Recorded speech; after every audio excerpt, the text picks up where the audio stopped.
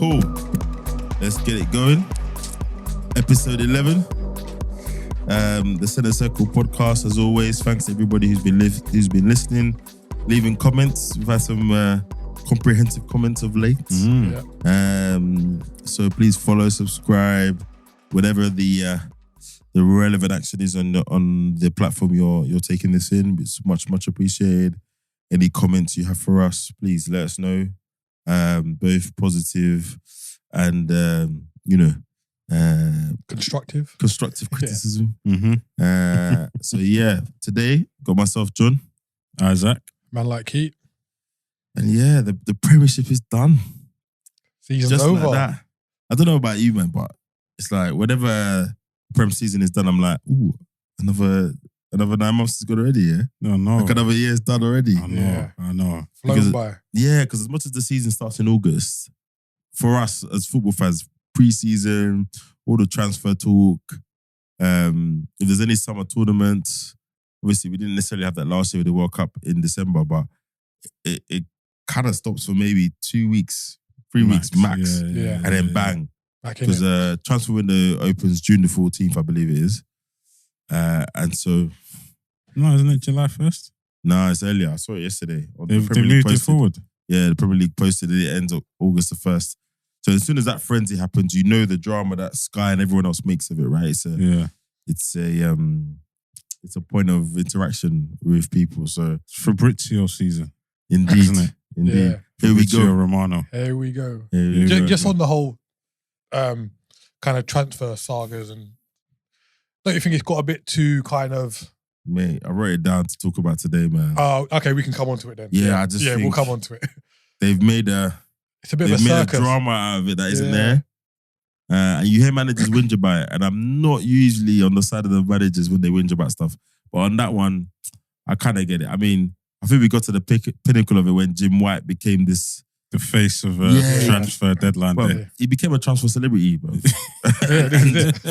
Just for one day, and he's 2 days. He's slightly got a career of it because I feel like that ascendancy is where that's kind of landed him at TalkSport now. Yeah.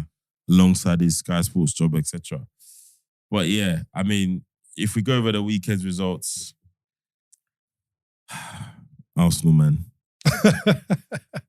When the pressure's off. Bruv, what was this result? When there's no pressure, come on. You lot look like 5-0.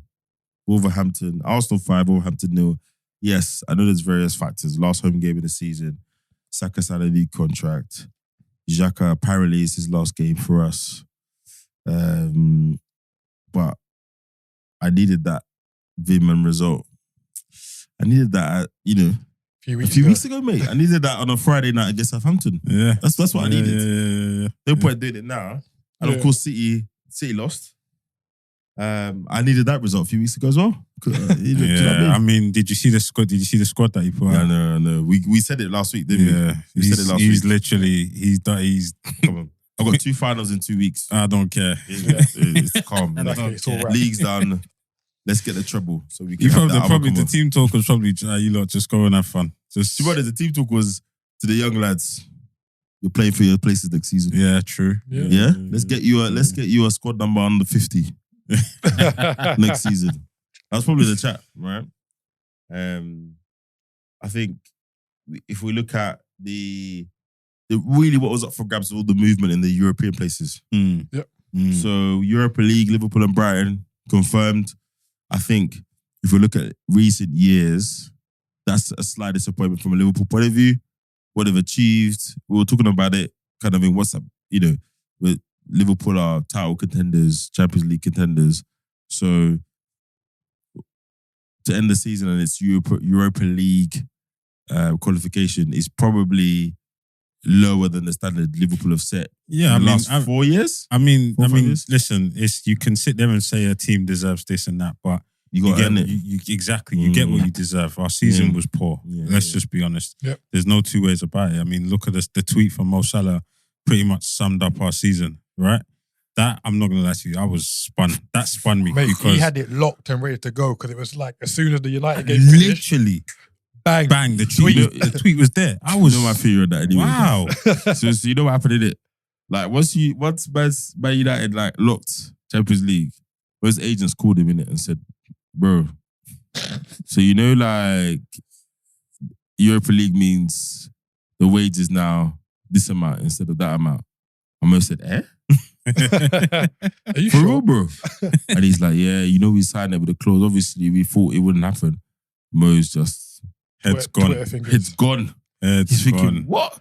X amount less a week because of these idiots. I've still scored however many goals and assists. Yeah. I think Mo still slapped 30 goals this season. Yeah. He's thinking, Henderson, punk. Yeah. But to Isaac's point, fifth was the highest we've been all season.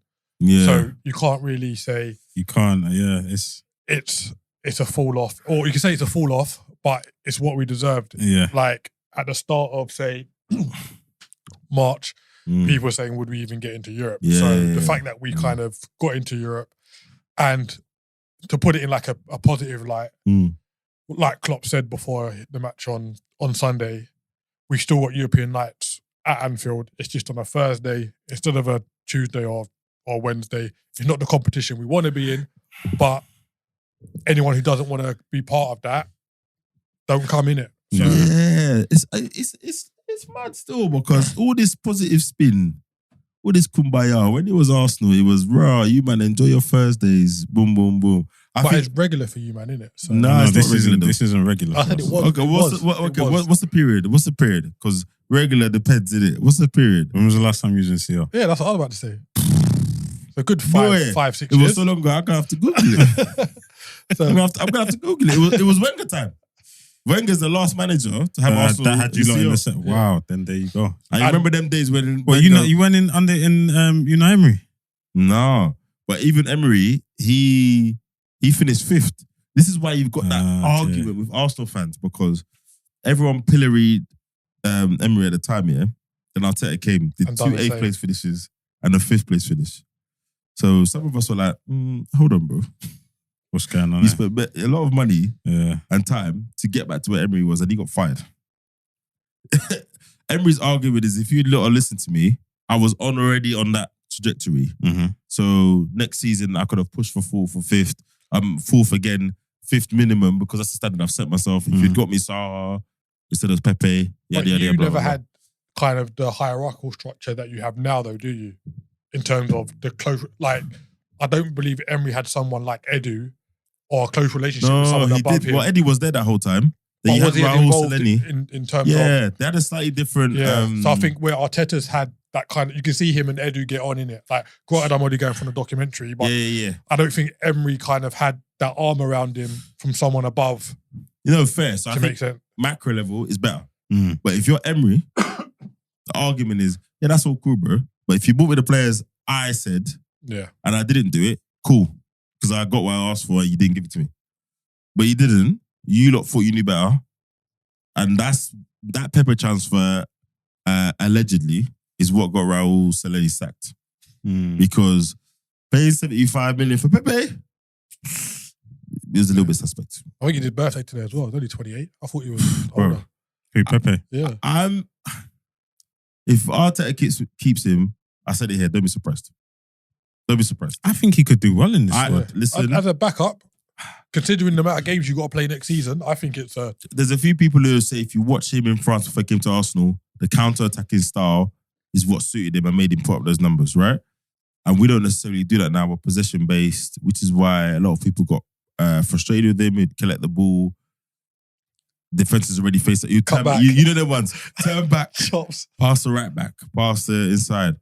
But it depends on who we sign. Reece Nelson's getting an extension, 3 or 4 years. So it does make me think that actually, if there's a convo to be had and say, look, if you can adapt to this side, we've already paid the money. He's on a certain wage. If you play well for a year, it suits us, it suits you, you get a move, or we keep you, or you get another contract. It's one of the two. But yeah, we'll see. We'll see. And then Brighton, I mean, De Zerbi. Europa League, they've got that locked in. What do we think? I think that's, as much as we praise Potter at Brighton, I mean, De Zerbi's like spring on. He's done a fantastic job of pushing him to the next level. Because I'll be honest with you, under Potter, I don't think they've achieved this. I don't think they achieved this at all. I think they couldn't or not this soon. They were doing well. Yeah. But I think, like you said, De Zerbi's come in and he's just taken them to a next level really quickly. The next challenge now is what do they do over the summer? If McAllister goes, who comes into replacement? Yeah. The database, bro. Obviously, yeah. No, they've got players. I mean, they put that the young lad Yassine. I forget his surname. He started. There's a few syllables too. He started in the weekend. He's obviously done a decent job. They've got a few youngsters coming through. It'll be interesting now to see how they handle European ball. Yeah, man. Thursday, Sundays are different on top of the Prem. On the point of their summer transfer, do you think De Zerbi should have come out and said that McAllister and Caicedo deserve to play at a higher level, or do you think that should have just been kind of more of an in-house conversation? No, I don't see nothing wrong with that. I agree. I think he's. Let's be honest. It's the same with Emi Martinez. There was that comment came out as well about him. Apparently, he wants Champions League ball, and I mean, couldn't begrudge him, innit? You can't begrudge him. Since he's left Arsenal, his career's been on the up. He's won the World Cup. He's done well with Aston Villa. Even his final performances for Arsenal, he the FA Cup. I mean, you can't begrudge him sitting there saying, standing there saying, well, actually, why not? Yeah. Why not see if I can get a team that's competing in European ball, specifically Champions League. Yeah, and I think the Martinez thing is one of those oddities in football where his club team might not be a perennial Champions League team, etc. Then he goes with his international team and his colleagues. He wins the World Cup. Some heroics there.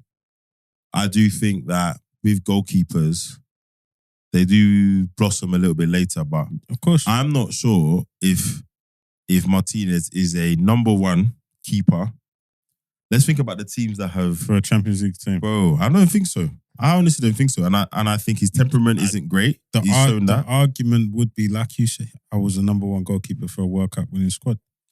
Yeah, no, I agree, you were, but I think international has shown us in the past that those specific set of circumstances, those specific players, those specific conditions are not the same. Can yield a certain result. Yeah. But when I think about it in recent times, let's take Man City out of it because they're just on some next level. The other team you got to look at is Liverpool. So if I took Alisson out and put Martinez there, I don't think what we've seen today suggests that Martinez could operate at that level. Yeah, no, I agree. Yeah, I don't think so. So then you're now, if you're Martinez, you have to move to an Arsenal, right? Or a Newcastle who have had a great season. They've got in there. And as much as people are not going to like this, I almost see Arsenal and Newcastle in there. It's almost like, do you remember when Everton got top 4? Yeah. Or Tottenham got top 4? Do you know what I mean? You're not cemented there. You're in there. You got to earn it again and again. Mm-hmm. I think Martinez has to go to one of those teams. He doesn't get into a Man City team. He does not get into a Liverpool team. I don't think he gets into Chelsea's team, personally. I'd put him in the safe category as a goalkeeper. Like, he's someone who kind of might make the odd mistake, but generally he's safe. But if you look at like the elite goalkeepers in the league, you're looking at Ederson, Alisson, etc. You wouldn't put him up there with them two. Yeah, even Ramsdale. Ramsdale. Again, if you wanna take the emotion out of it and look at his season, he still make the kind of mistakes that the tier 1 keepers. He's made those mistakes in one season, and those tier 1 keepers maybe making 2 or 3 years. Yeah, I think you go into the Champions League, you can't make those mistakes. Yeah. Over the course of a season, all right, here and there. But in the Champions League, your margin of error is a lot shorter. I agree. And don't get me wrong, over the season, he's saved us more times than he's cost us. But again, if you want to look at it, that objectively, we've had only the Prem for a long part of the season. To your point, we've on a Tuesday or Wednesday night. Champions League group stage. Yeah, it's peak. It's different. It's a different pressure. It's different. When that music hits and you're standing there against some of the best in the world. Mumsy's in the crowd and that. Yeah. It's just spinning back to De Zerbi quickly. I think the fact that he made those comments about McAllister and Caicedo, I have no issue with it. I think that kind of cements to me that they know what they're doing going into the summer. He's like, right, we're prepared to let these two go, but it doesn't matter because we know what we're going to do. And he's like, it is what it is, kind But of. if you think about it, yeah, I think, again, we've talked about this before with how candid managers are, right? And anywhere but the UK, this is normal. Yeah. Like, the reason why we're able to talk so freely on people like Lukaku and etc. because the manager, the director of football comes out and says, well, this is what we want to do. We've spoken to X club. They want Y price, but we want to pay Z price. We'll see what happens. Yeah. So in the UK, there's bare of this respect. Bruv, it's kind of dead. So I think the Zerbi coming out and saying everything we know, the Caicedo saga was effectively played out in public, right? The McAllister thing as well. Again, another World Cup winner. The timing of that World Cup has shifted the conversation. Because if you had done that in the summer, maybe they deal with all of that before the transfer window closes. Yeah. So I'm cool with that. I think I want more managers to just, we're not idiots. We know what's going on. The clubs are going to have the conversations they're going to have anyway. I'm up for more managers just coming out and being candid and saying, look, we are Brighton. Yes, we've made Europa, but these are players that aspire to play for bigger clubs who perennially are at a higher level. Because at the end of the day, Liverpool, if I'm in a club that finished in the Europa Conference League this season, that's cool. But wherever those clubs I'm in, if Liverpool pick up the phone, I'm going. Yeah. If Brighton is the other Europa League club and Villa have qualified for the conference, bro, if I play for either of those clubs and Liverpool, cool, I'm off. Just because it is one season, it doesn't. Do you know what I'm saying? Yeah. What's the other side of it? So Yeah, what's the negative, right? I've got no issue with it, but like you say, the whole kind of British and more the fan mentality. I think even now you still get fans that are like, you play for my club, you're a property of my club. Where I think now you've got to start looking at footballers as people who just have a job. Like, they're good at this job. Yeah. That's what they do to earn money. Yeah. And I don't think a lot of British football fans, especially, have that mentality. Yeah, I agree. Where if you take someone like Ben White, he's openly said, like, I don't watch football. Yeah, it's a job. It's a job. I'm good at this. Mm.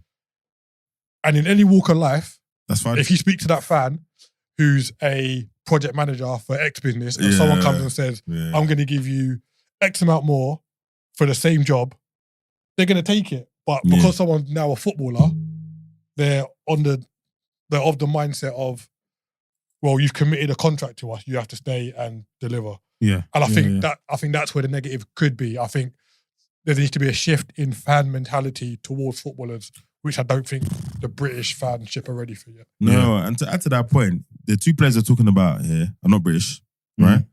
So at the end of the day, the depth of their loyalty to clubs is back home. McAllister's from Argentina. Whatever loyalty he's got is to his equivalent of his local club, Arsenal, Liverpool, whatever, back home. I say there's the same.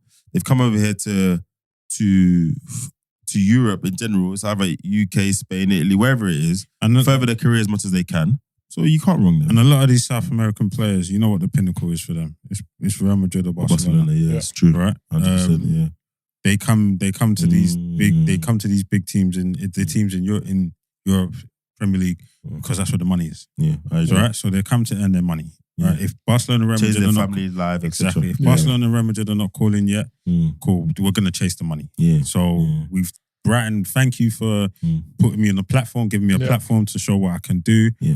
In McAllister's case, he was fortunate enough to go do well at the World Cup, but for Caicedo, he needed that platform that Brighton have given him. Arsenal have come knocking. You think he's not running out of that front door? Yeah. No, it's true. And deserved, didn't it? Yeah, and then you get like a Firmino, went to Germany, did his thing. He's played for Liverpool. So, okay, fine. He's not played for Real Madrid or Barcelona, but he's won the Premier League. He's won the Champions League. So he's got a slightly different route. But you're right. We've seen it over the years. All the legends from that side of the world, they've played for one of those two clubs. Yeah. Right? And at the time when Italy was prime. Yeah. It was the AC Milan or Inter Milan. Cafu, etc.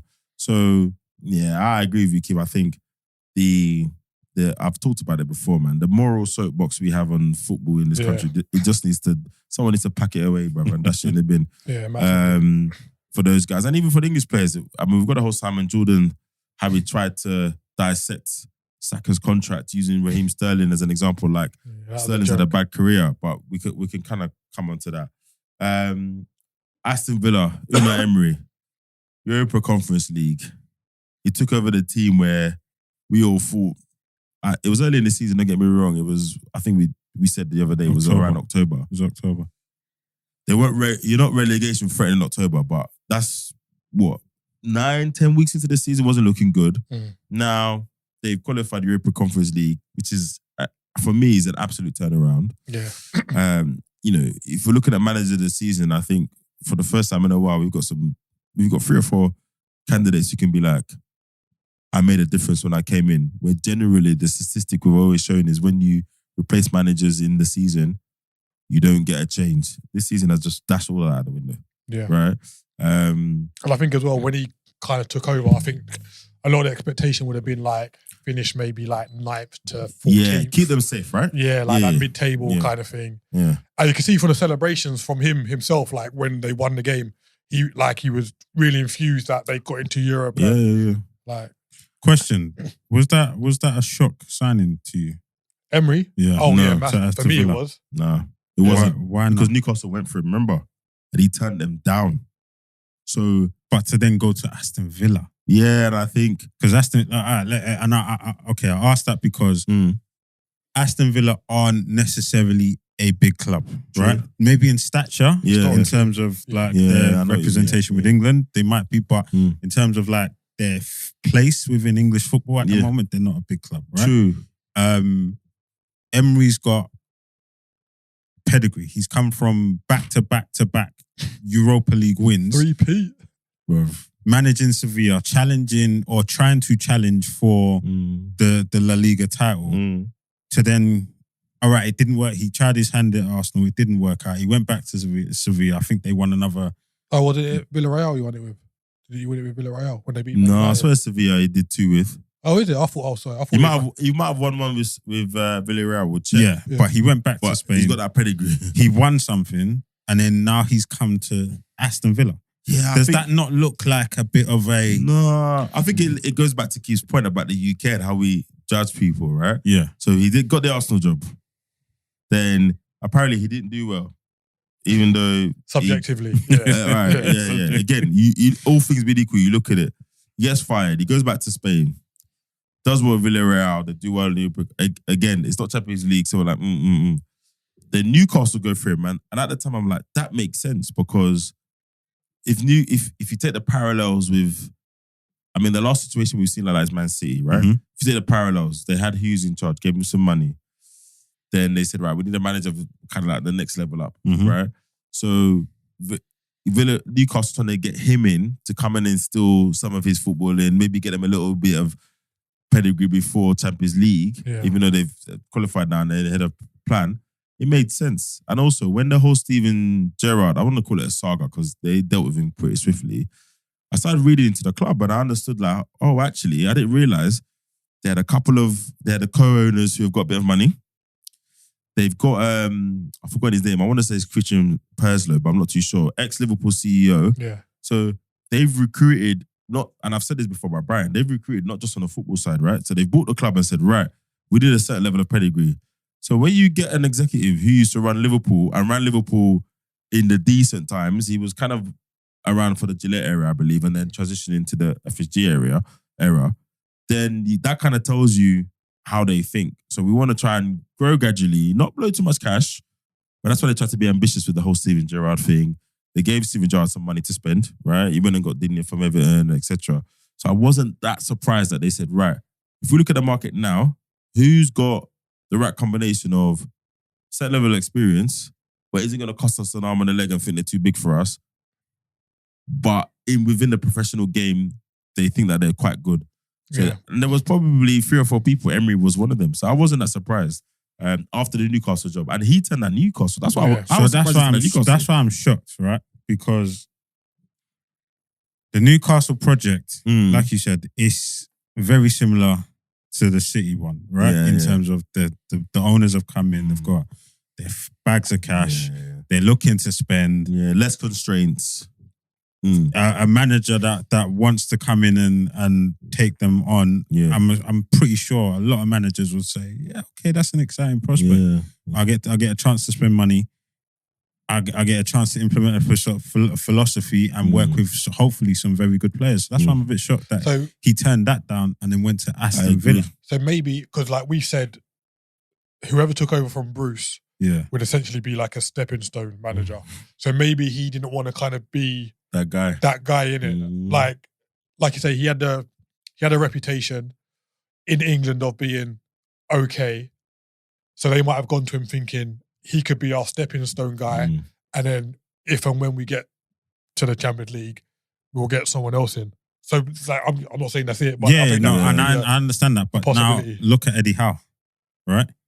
It's highly unlikely they're going to say thanks but no thanks. No, I agree. He's done a very good job. He's got them into Champions League. The owner's in a bit of a funky position, I'm not going to lie. And I think he's put himself in a bit of a weird position as well, because I think he could get to the end of next season, not kind of replicate what he's done, and they could have justifiable cause to be like, Yeah, but from an Eddie Howe point of view, stock-wise, he's up because his last job he got relegated, right? Yeah. He's coming to Newcastle, everyone's like, all right, you're like you say, you're the stepping stone guy. You execute a plan that is now ahead of time. You got him a Champions League. So at the very least, he's going to get some time to manage in the Champions League, which he hasn't done before. So if you get to the end of the season and there's another Villa-type club looking for a manager, Eddie gets that job. Oh, yeah, for sure. And I think he's put himself in the frame. As long as he doesn't drop too low, he's put himself in the England manager conversation in a few years' time. Because maybe they're not having a foreign coach again, right? They're not doing that again. Potter's, I think, taking himself out of that convo for now, if we're talking just today. So I think, at the very least, Eddie Howe's put himself in that convo for maybe the job after next, whenever Gareth. So I reckon Gareth Southgate does another tournament at least, if not two. And then if Howe is in and around a Champions League club, Europa League club, I think I'm hearing Potter's like a Palace candidate now, etc. I think him, Potter, and a couple of people. So he's done that and put himself in that job. Yeah. I just think if I'm the owner of Newcastle now, I probably thought how I was going to get me the Europa League. Then I was going to have to get someone in to get me into the Champions League and keep me there. He's done that early doors. So then now do adjust your position and say, all right, let's see how the season goes. And back to my point about football. Football doesn't operate at other businesses because other businesses, if you get to Christmas and they're doing okay in the Champions League, maybe they're 5th or 6th in the league, any other business will be like, you know what? Thanks, bro. We're going to take it from here. I'm going to get someone that's going to replicate what he did last season and push us on. Football doesn't work like that. Yeah. So they will wait until the end of the season and he finishes 5th or 6th, then fire him. So I think either way, win-win for Eddie Howe. I think it's going to be interesting to see the vision, how the Newcastle ownership and that leadership team now executes, because ahead of plan is great on the face of it, but it makes hard decisions for you as a managing team. Definitely. So and just on that point, because I know we was I asked the question about Emery, but on that point, because I've got another question. So let's just say he wasn't the guy in the long-term plan, right? But he's earned himself another season. Yes. Do they now, going into the summer window, give him money? Give him money to spend? Yeah. Or do they say, these are our targets, we're spending on this, you've got to work with what we give you? I've got an idea, but Keith, go. So I would do the latter. Agreed. Just based on when he's had a bit of money at Bournemouth, didn't spend it that wisely. And granted, the market he's shopping in now is a different market. It's a different market. And even that's a risk because you got to get the kind of bigger star in.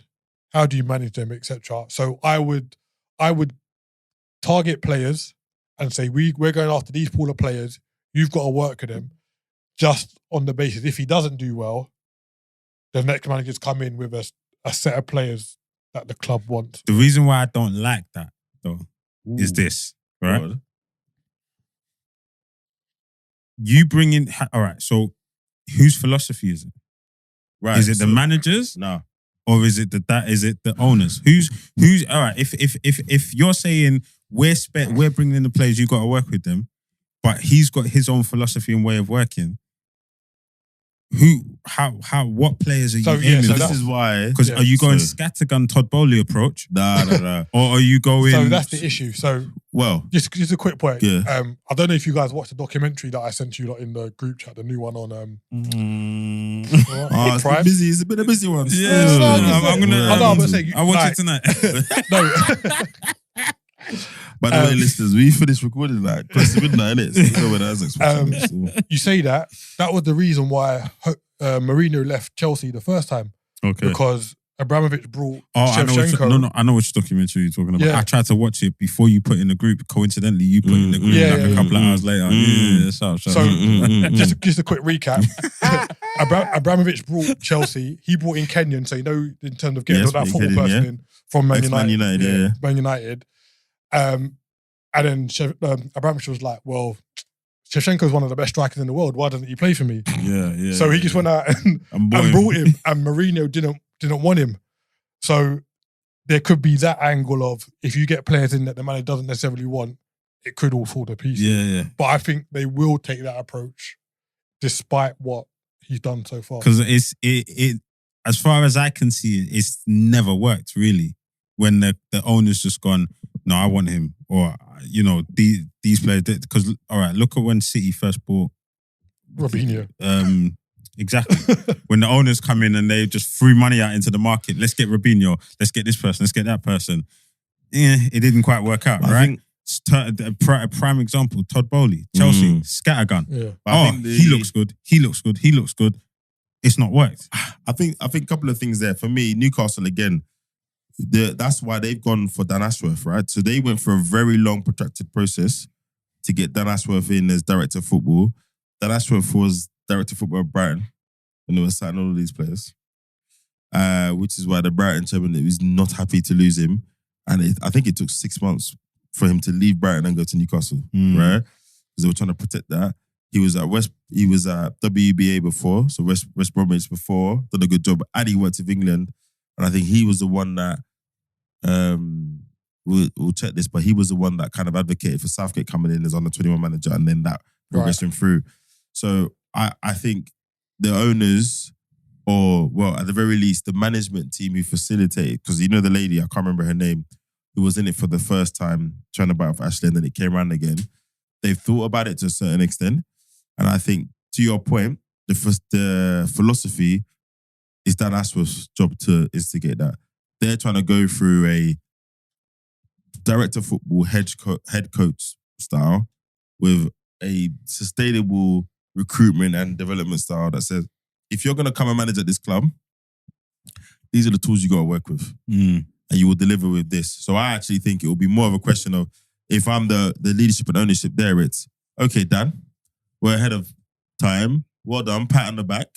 Obviously, Bruno's paid off. Dan Burn has paid off. Botman has paid off. What now? What next?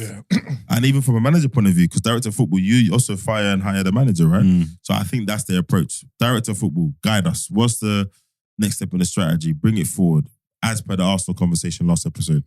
So I think that's what they go with. And this is where, ultimately, for someone like Dan Ashworth, it's not. I don't want to say it's the defining bit of his career, but this is where you kind of prove that all your recent successes. Now you're at a Champions League club. Now it's a Champions League club. You got them there. Can you sustain them?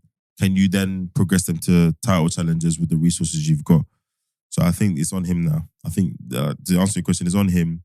I think obviously Eddie Howe will have an input, but it's not.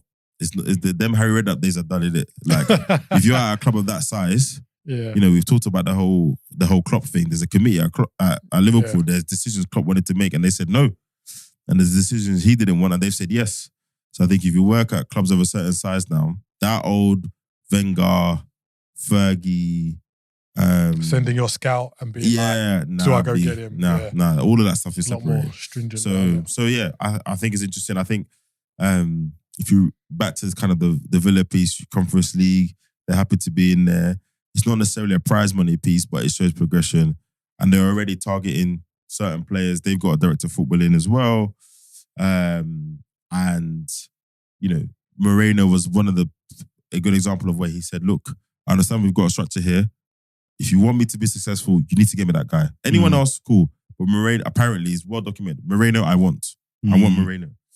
And they got him, and the results kind of speak for themselves. Yeah. So yeah, let's see what we cracks on with. I mean, it's easy to say this, but I do think the Prem next season, let's see how the transfer window folds out. But it could be one of the best seasons. I think next season is going to be crazy. I think next season is going to be crazy. Let's see who moves where.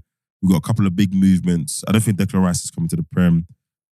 So I don't think Jude Bellingham's coming Prem. I think everything is Real Madrid. I'm pretty sure I saw, or was that fake? I don't know. I put it in the group. It was like they were confirming his move to Madrid. Yeah, exactly. I've not seen Fab Rom confirm it. Yeah. And maybe football, no smoke without fire, right? Yeah. So everyone's Prem. I think we're going to have a big move. Rice, even though Mount's tailed off, that's a big move into Prem. So we're going to see some moving pieces. I think Poch going to Chelsea is a big move. We'll talk about that in a second. So yeah, interesting. But yeah, well done to Emery. Well done to De Zerbi. I mean, Conference League. Yeah, definitely. Yeah, massively. Liverpool, it's a quote-unquote drop down. But as you've both said in conversations off mic, I think that's a competition for Liverpool to try and win. Yeah. I'd be disappointed if we didn't progress quite far. Like last time we was in it, we got to the final and like I said, we had some good European when we beat Dortmund in the semi-final. Dan Lovren's header. And I think these conversations are easier to have after the transfer window. Let's see who's been bought. Let's see who has tried to be bought and didn't get through. Who's made the last minute, whatever. And then we can really say, okay, we all know if you take every team, the conversation you want to have about Liverpool is midfield defense. You understand? Arsenal. Did you buy a striker, etc. Man City, Man United, I used to rely on Bruno. There's a convo to be had at every team, but it's interesting. But then if we skip to the other end where there was serious drama, Everton survived. Everton survived by the skin of their teeth. Big up Keat. Spot on. Yeah, big up Keat. Got that spot on. From a results basis, Everton beat Bournemouth 1-0. Doucouré, great finish. Great point you made there about... I think Lamps, bro. I think the way I summarised it is when you look at the stats, Doucouré is like a microcosm of Frank Lampard's ineptitude, right? Yeah. Because he goes there, he takes him out of the team, he doesn't start for I think it was the 17 or 18 games before. I think he only played 2 games on the Frank Lampard before Dyche turns up. Dyche turns up, reinstates him in the team. So he started 15 games since Dyche has turned up and he scored 5 in the last 10. Yeah. Right? And football has a cruel way of highlighting things. So it had to be him, the guy you maligned, that scores the goals that keeps them up. And the weird thing was, even though it was in Everton's hands, a draw, the way the results went, if Everton had drew, then Leicester stay up because they're the best goal difference out of Leicester, Leeds, and Everton. So the key was Everton do not concede, which they did. Bournemouth, they did, as we predicted, they were kind of on the beach, man. I think a lot of them man were in Terminal 5 already. my bare time. To be fair, the manager was on it. He made some changes super early. He was acting like he wants to win that game. Great goal. Then at the same time, Leeds playing Tottenham, they get pilloried 4-1. Tottenham aren't playing for anything in reality. Well, they were hoping results go their way. They could at least get Europa Conference. Yeah. But now Tottenham have got no Europe next season. That's another conversation. That's a big point. Mark Terrell, you don't hear, but he scored goals for no reason. Just saying. And then, of course, Leicester beat West Ham 2-1. In one of those games where if you watch that game, even the goal they scored to make it 1-0, you look at that team and say, why are you even in this situation? At Leicester. It's just, but football, it's unforgiving. Over 38 games, you got to do it. So Everton survived by the skin of their teeth. I mean, just to point on that game, so just to interrupt, put a highlight on that game. Yep. They had no recognised striker. Who? On the pitch, Everton? Yeah. No. So it was like, where's that goal coming from? Yeah, bro. Right? And in a must-win game, where is that goal coming from? on the bench because of injuries and fitness. Morpé's on the bench. Who? Well, Morpé on the pitch doesn't guarantee any goals. Yeah, but I mean, it did. Turning on the game, looking at the formation, I was thinking, happy days. They're not going to score. Yeah. Bournemouth are going to either draw or win. Yeah. And then it like you said, it was one of those things where it had to be spectacular. It had to be one of those things, right? Yeah. The only goal of the game comes from the player who was dropped for almost half the season. Script. You couldn't write it. Do you know what I mean? Yeah. And smashes it back of the net. No other goal. It was just, honestly, it was as much as I wanted Everton to go down, it was just like, honestly, it was poetic almost. You know what I mean? No striker, but the midfielder that gets dropped comes up with the goal that saves us. And a lot of you have your pundits after, so obviously Jamie Carragher's getting into it. Yeah, the board has to change in the next couple of days. God, come on, get real. Like, it's not happening that quickly. Roy Keane's getting into it. It's a disgrace. And he's right, but you know, it's like, so you see the punditry on TV, and they're right to a certain extent of be relieved you didn't go down, but it's not a celebration thing. Like, let the fans celebrate because their team's not going down. But I saw some of the interviews of the players after, and the guys didn't want to name names, but they referenced the interview. So Jordan Pickford was talking about mentality, the mentality of the players, etc., etc. Bruv, go back to the studio. Mentality. That's embarrassing. It's like, yo. Because they're like, if you was about the right mentality, you wouldn't be fighting for relegation on the last day of the season after how much million is spent there. The last 2 seasons as well. And it's not, other than the last 2 seasons, it's not the first time they flirted with relegation. So last season they were here, it's happened again. Like in the late 90s, in the 2000s, like apart from like the Moyes kind of steady ship. Yeah. They've always kind of had... Previous to last season, they said 1994, 95 was the last time they flirted with it. So I guess the question I'm leading to is it sometimes, is it a bit of an easy or lazy thing to blame the board? Because I kind of look at it like similar to Arsenal, similar to the Glazers, yeah? These people will tell you, they're not football people, right? We employed football people who came with a certain CV, who represented themselves in a certain way.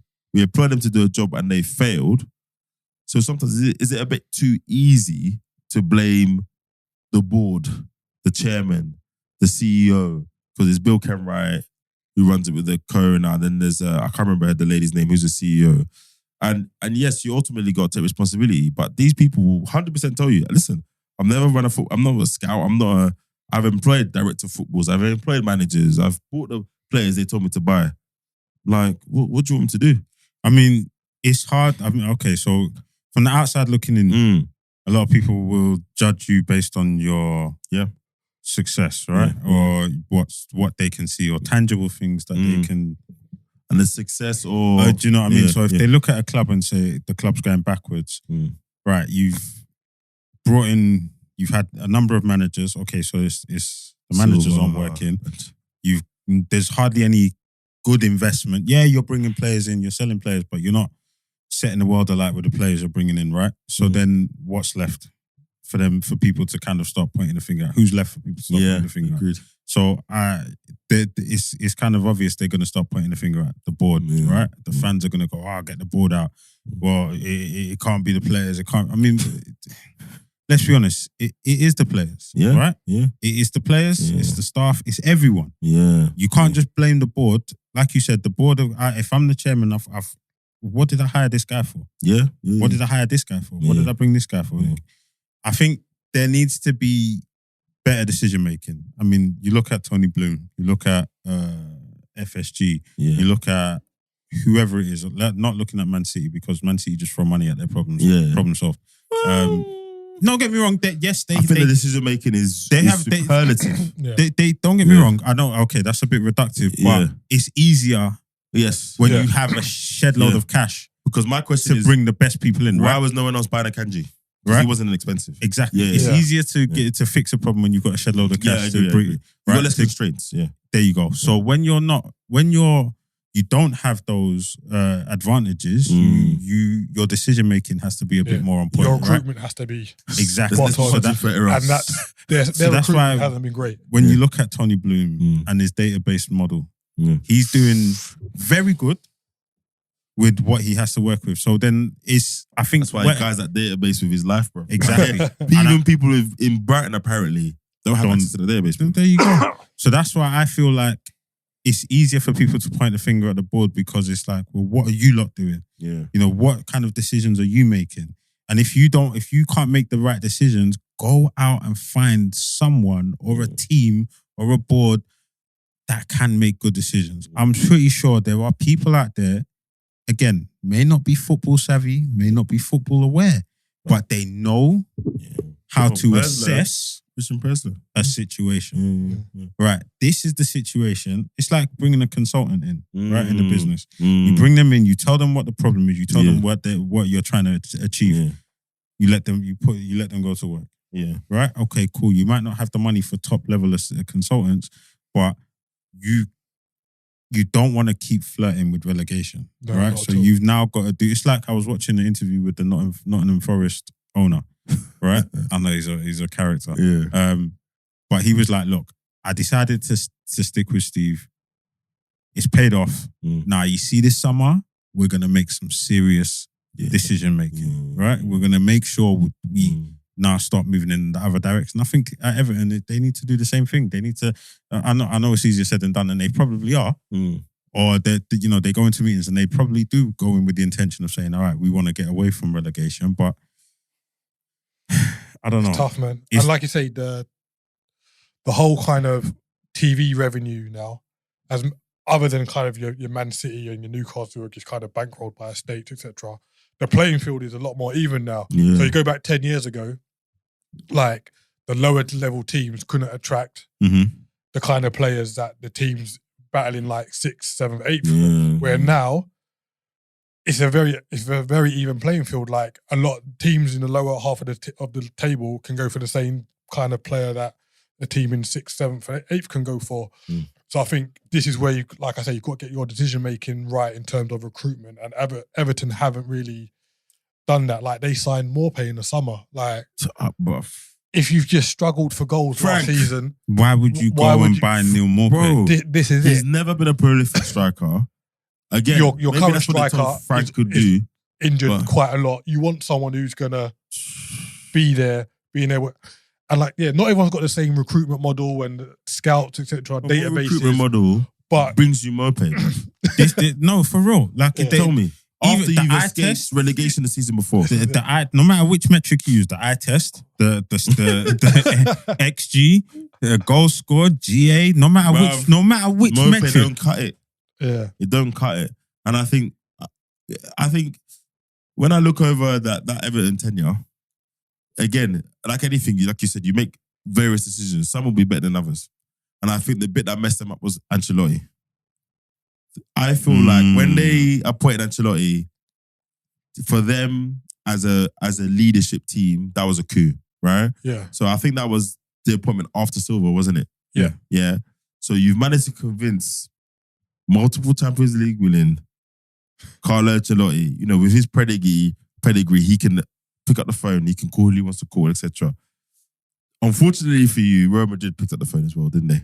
Right. But come on. There's no way you brought him in and did not have a contingency plan. No, I agree. And I think that's the point I was going to make. So even though you that was a fantastic coup, that should have been an inflection point for you. So even if he left, the way you go from there should propel you a certain way. There should have been a plan that kicked in. And I think, on the basis of it, if they've made 6 bad decisions, Ancelotti was 1, and then they've made 5 bad. Right? Do you know what I mean? However, if Ancelotti stays another year or 2, I think that factor gives them a bit of a bigger springboard to move on from. So yeah, I don't think Carragher was too knee-jerk. I think he's right. I think something needs to change, and I think the executives there need to change, because if everything would be going right at Everton, we would be praising them, right, and say everything from top to bottom has been going well, etc. So I think it's only right that there's probably route changes, but it's a full rebuild across the whole thing. And no disrespect to Mr. Dyche.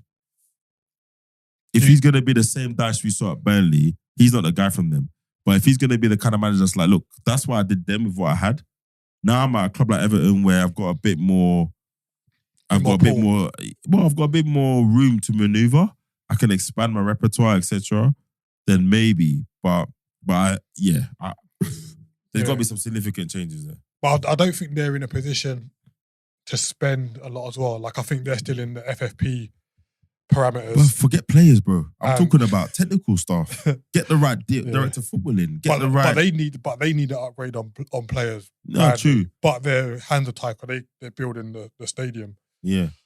But that's what I think. Even more important, you get a good director of football in. You can navigate that strategy in a way where I'm going to get you high quality at lower prices. That's why I think director of footballs and having a certain network and all this stuff, that just it pays off because we've all been there. Well, you guys will be there soon, but trust me, as a fan of Arsenal, where the stadium was the crutch that we limped on for years because of the spending.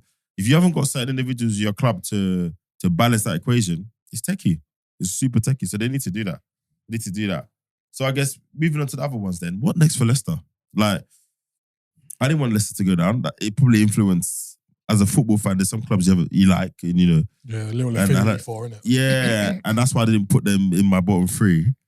But when you look at it overall, I mean, they're not a perennial Prem team. They're not a perennial high achiever. Maybe this was just the end of their decent phase, and they're gonna go down, and that was it, really. I mean, after winning the league, they should have at least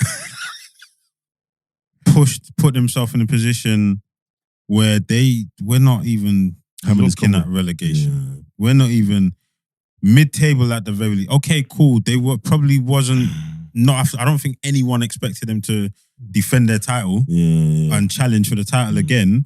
Yes, it was a flash in the pan, but I certainly didn't expect them to start. Didn't they get to Champions League quarters the season after as well? Yeah, cool. They did sliding the other way. Other than the season before they won the Prem and this season, I don't think they flirted with relegation. Nope, they haven't. So they did. The season before they won the title, Nigel Pearson said. No, that's what I'm saying. Like they flirted with it then. Oh, sorry, that's what you said. Yeah, they flirted with it then, won the league, hadn't flirted with it since, and then got relegated. So that's why I'm a bit shocked. Like, granted, they didn't spend big in the summer and in the winter, which was... Let's clarify that. They didn't spend anything in the summer. Anything. Okay. Not big. Yeah. Zero. They let players go as well. So they gave him a couple of... Let Fofana go. You know. And I think when you don't spend and you're that kind of squad, those kind of players leaving, the ripple is felt. Yeah. It's not even a ripple, it's a wave. Do you know what I mean? Yeah. So Rodgers had his gripes about kind of not getting... Of course, so they told everyone that would listen. Yeah. They gave Vardy another contract. Didn't make sense. And I think his contract was bumper. Didn't make sense. Bro, and his contract was bumper. I think it was like 120 plus. It was like a 120 plus 5-year deal. For me, that don't make sense. Yeah, Mazza. Yeah. For me. Absolutely. Maybe the Leicester fans will be like, no, how could you not? He's our icon. He's a legend. He's done a job there. Arsenal wanted him if you don't want to lose him. If you're trying to move forward, I'm with you, bro. It's the wrong decision. I'm with you. All right. But if you take what Gary Lineker said yesterday, if you said 8 years ago, you'll get promoted, you'll win the league, you'll win the FA Cup, win the Community Shield, and then get relegated. As a Leicester fan, you'd be like, cool. Would you have taken it? Yeah, man. Yeah, man. And that's a perspective I didn't have. I'm like, like you said, you've won the league. Yeah. You got good players. Marius played there. You know what I mean? Kante played there. You've got Harvey Barnes. You got Madison. You got Dewsbury Hall. Yeah. You got Fofana. The money that they sold players for Fofana, where did that investment go? Maguire, 80 mil. They must have got 50 plus for Kante and Mahrez both. Man, but do you know what it is? Who's the guy that went Chelsea? Drinkwater went for like 30, 40 million. So I know that. But do you know what it is? Right, they're saying that after the owner died, it's all his just son been a bit came in and just doesn't really know in it. Like his decision making was what's caused this slide. And you can see it. Yeah, you can see like the slow regression. And then the other thing is quite a high number of that squad are out of contract this summer. Yeah. 9 players. But even that's a bad thing. Like when do you get to have 9 players all run out of contract at the same time? It's a good and a bad thing, right? Because you don't want to be in a position where certain assets are now going for cheap because you're going down, but at the same time, you're kind of clearing house. then Maddison isn't out of contract this summer. I think he's got a year left, but clearly he's going to leave. If you're Harvey Barnes, this is the time to strike. The iron's hot. You need to go, right? You need to go. And maybe it's not to the as level as it, because I think if Leicester are doing well, if you're Harvey Barnes and Leicester are doing well, maybe a Liverpool knocks on your door if you're lucky, that kind of team. Now, he's maybe looking, again, no disrespect to Villa, but you're probably looking a level below that, and you've got to now do that for a season or two and then get there. And he's young enough. I think he's early 20s, so he's fine. So it's a full, like, this term is used a lot in football, but that's a proper rebuild. Yeah. You're going to lose 11 first team players in the summer. It's going to be a rebuild. So who takes Maddison? What we saying? Edu, I beg, pick up the phone. I think Spurs would be a good fit for him. I agree. Kane out the door, get Maddison in, and another decent striker. Spurs with no Europe. Yeah. Like, let him bed in for a season. Yeah. But I'd take him at Liverpool, to be honest. Like, bro, I think he's a very good player. Edu, you hear me? Pick up the phone. Harvey Barnes. What we said? I'll take him as well. I think, Harvey Barnes and Martinelli on the left side. Barnes wouldn't be a starter though. Like, Barnes would be a very good squad, and I think he's very good squad player. He'd be a very good squad player at somewhere like Arsenal. We say that etc. now, but I think he needs to go somewhere where he can play and West Ham. West Ham, even Brentford. Brentford's a good shout because Brentford are a team that are going to need players now to push on, right? And to fill in that goal gap. Exactly. So I think that would Villa. Yeah, I think those teams. Nah. Yeah. You don't think Villa for Barnes? No. What, not as a star squad player? Just I can't see him fitting into Emery's style of play. Oh, okay, fair. Yeah, it's gonna be interesting. Even like you've got Ndidi. I think he's had a couple of bites of the chair. I don't think he'll back to a top team. I think Pereira, when he was doing right wing back on the Rodgers, getting some plaudits. He's died down recently. I think that could be an undercover steal for someone. I don't know if he's out of contract. I don't know if he's one of the ones that's out of contract. I think he's a decent undercover steal for someone. Yeah, he's been injured. Just checking now. He's been injured for a while. Yeah, how old is he? But 29. So he's got maybe okay, all right. That's couples my argument a little bit. It's couples my argument a bit. But yeah, it's just going to be interesting to see the vultures pick them off a bit. I think from Leicester and Southampton.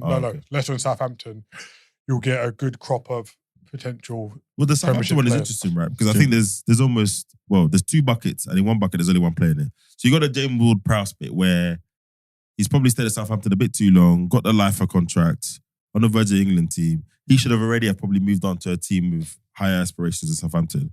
Then you got all the young players. What's the gentleman in the midfield that come from Man City? Lavia. Lavia.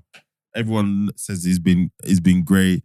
You got the left back who they signed from Chelsea. He thought he was making a move. I don't play at Chelsea. I'm going to come to Southampton and play.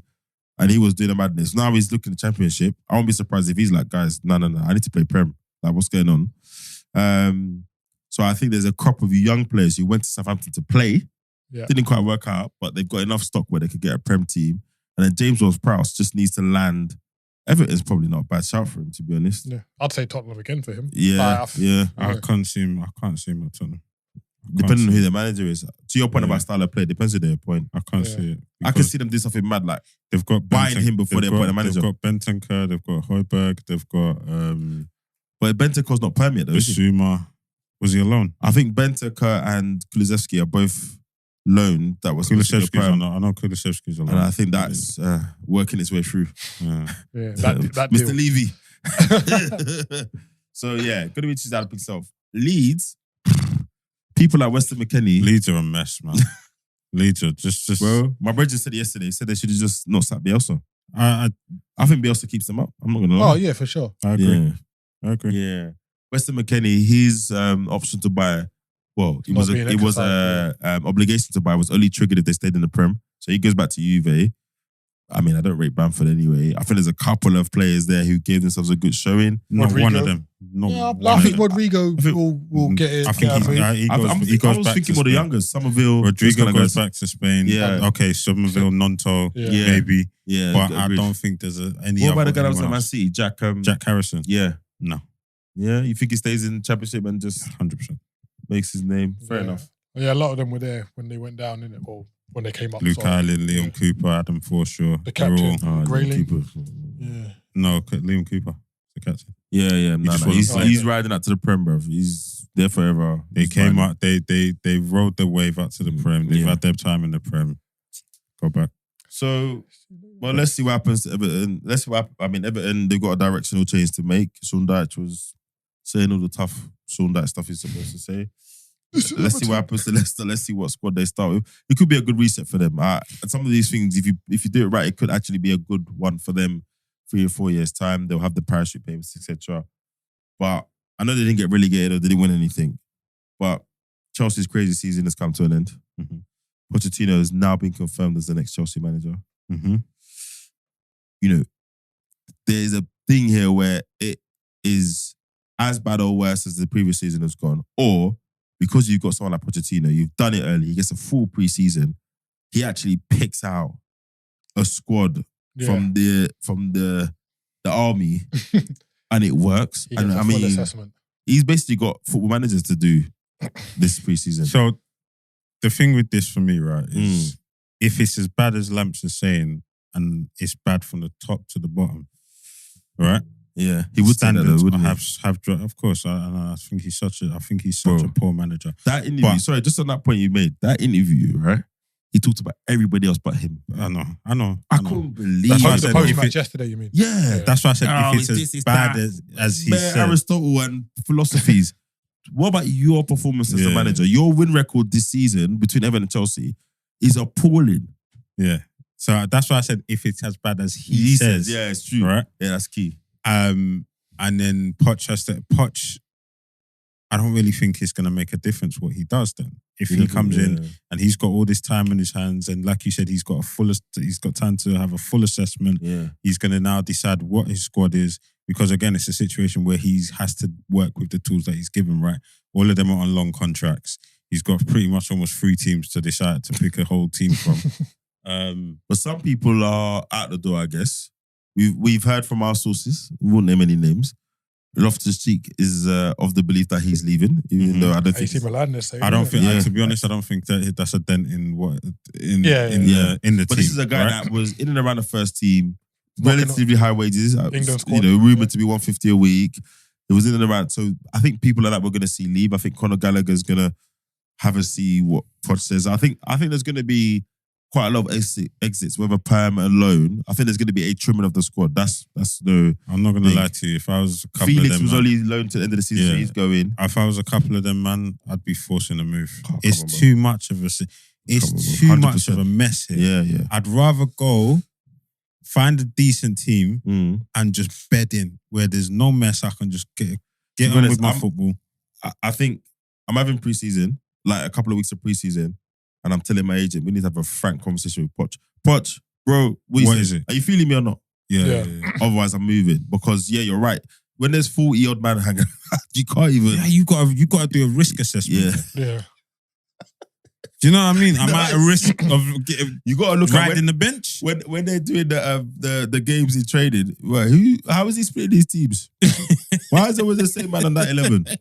Nah, but yeah, you're right. He's got to read the sides. He's gotta read the It'd be sides. interesting for them, man. Like, I know a lot of people are kind of up in the air about Poch in terms of whether he's a good No. manager or not. I don't think there's a doubt about that. You don't You think don't, you don't think he's a good manager? I don't think there's any doubt about it. I think. Oh, okay. Oh, I yeah, think sorry. you just have to talk about it in context because at the end of the day, he didn't win anything.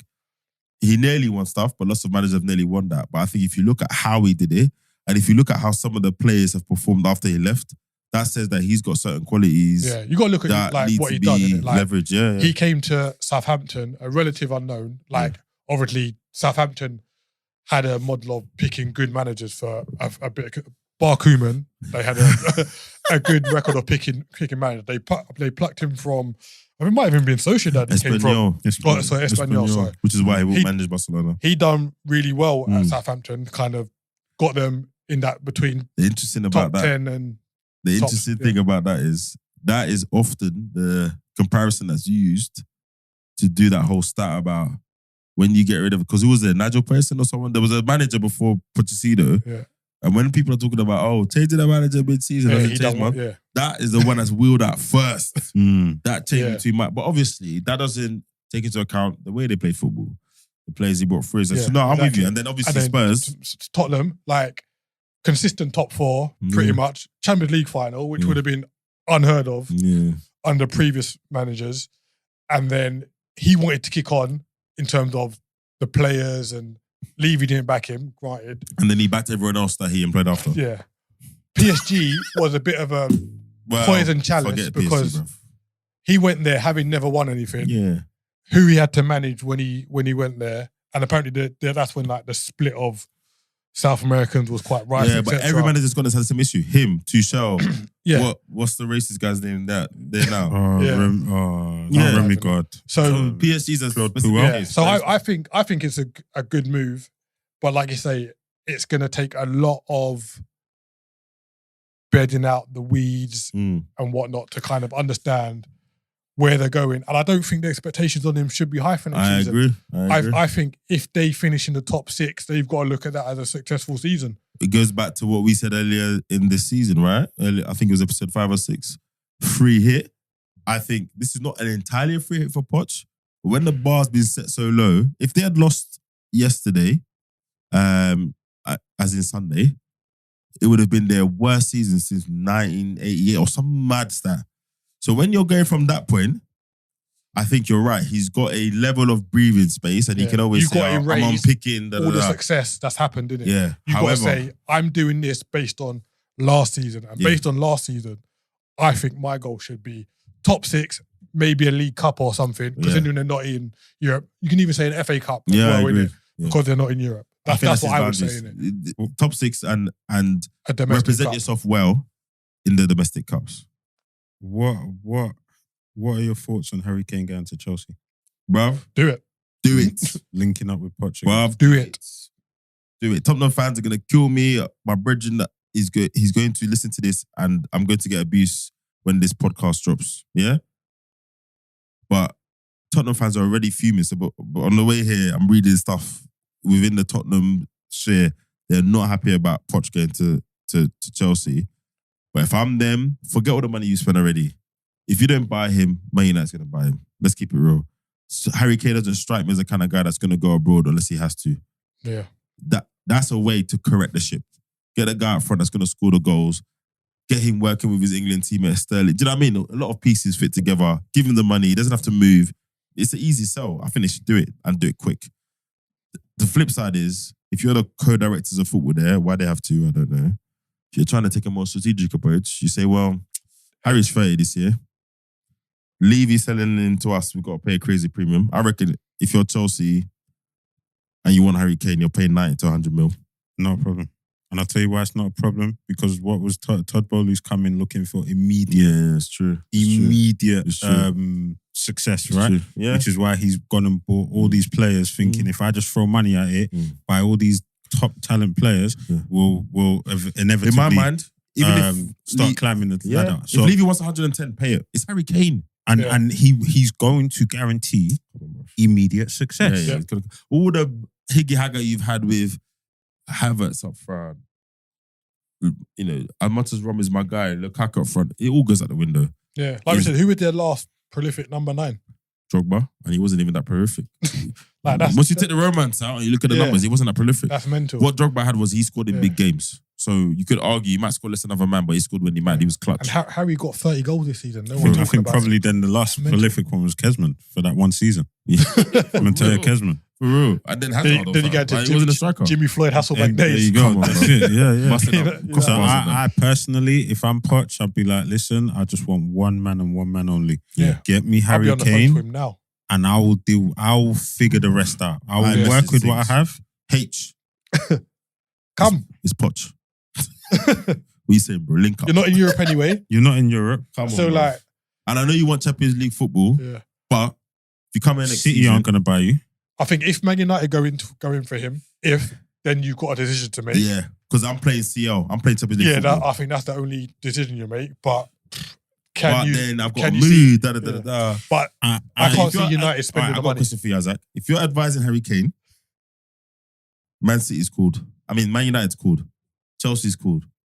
Way up. Talk to me. What do you say to Harry? Harry's messaged you, bro. Chelsea. I don't know what to do. Why? Chelsea. Why? 100%. It's the easiest option. You No, but know what's the his manager. career? You know the manager. Yeah. You've got a very good working relationship with him. He knows your style. Yeah. You don't have to go to Man United and now learn a whole new system. The manager's now got to learn you.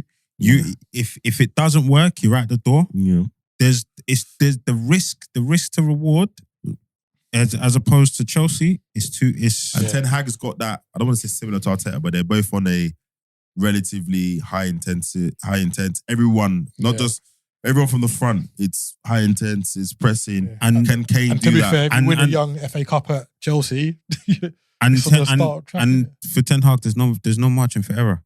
I need someone that's going to come in. Okay, to that extent, all right, Kane's proven. Okay, he come in. The margin for error, like I said, the margin for error is slim and it's small.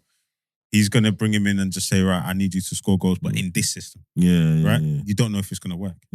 With Poch, at least you know, all right, if I'm going, not necessarily, you from one part of London to the other, might not necessarily need to move, right?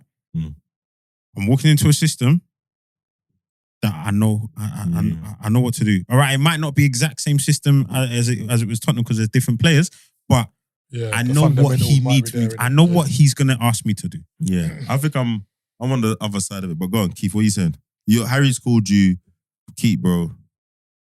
You know, I don't know who the director of football is, but let's for argument's sake, let's say it's Ten Hag. He's like, yo, Ten Hag's hollered.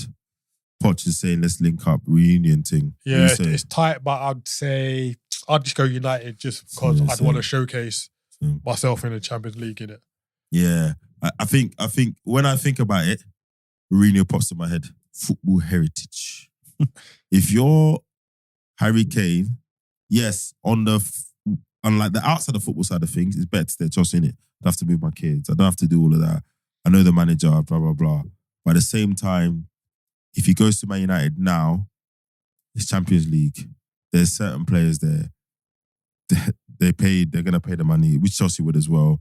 And I can say I've played for Man United. If all else fails, if I win a little League Cup or FA Cup there, I've played for Man United. And whatever we want to say and banter, if his career ends next week, he's played for Spurs and Man United. But does Man United that saying I played for Man United at this point? Oh yeah, I think he still does. Yeah, still does. I think so. Especially if you're Harry Kane, like English Rose, you're the sweetheart of the English game, and he'll get less stick from Tottenham fans. That's the other point I was gonna make. Tottenham fans will forgive you more. For I saw a tweet today saying, I'm going to boo Pochettino when he comes down to White Hart Lane. Dumb, bro. And it goes back to the whole British the guy mentality. got fired, he didn't leave, you know. The fan mentality thing. This guy got you to your one and only Champions League final, and you're going to boo him because he's taken a job across London. Get out of there, nonsense, bro. So I think if he's asking me, I'm saying to Harry, you know what, bro? All else being equal, let's say you go to any of these clubs and do what you've been doing for the last 4 years.